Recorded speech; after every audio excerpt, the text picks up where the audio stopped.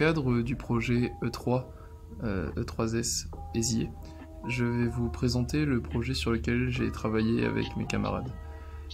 Il s'agit du projet Twitter Buzz. Twitter est un réseau social basé sur la publication de messages appelés tweets. Ces derniers sont limités à 280 caractères. L'une des fonctionnalités principales de la plateforme est celle du TT, ou Tweet Tendance. En fait, le réseau social analyse tous les tweets qui sont publiés sur une certaine plage horaire et détecte les hot topics. Il s'agit des sujets les plus polémiques et donc les plus cités sur la plateforme ces dernières X heures.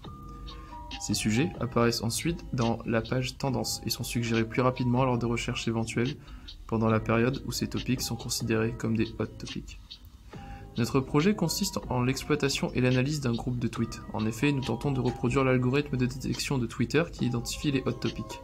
Nous extrayons de Twitter tous les tweets sur une plage horaire donnée afin de former une base de données exploitable. Puis nous analysons chacun des tweets pour en extraire des mots, tokens ou une famille de mots lem qui ont une importante redondance. Il est également important de négliger certains types de mots, tels que les déterminants qui ne constituent pas des hot topics mais sont utilisés régulièrement dans n'importe quel tweet. Nous avons réalisé ce projet grâce à des bibliothèques Python telles que Twint et Tritiger.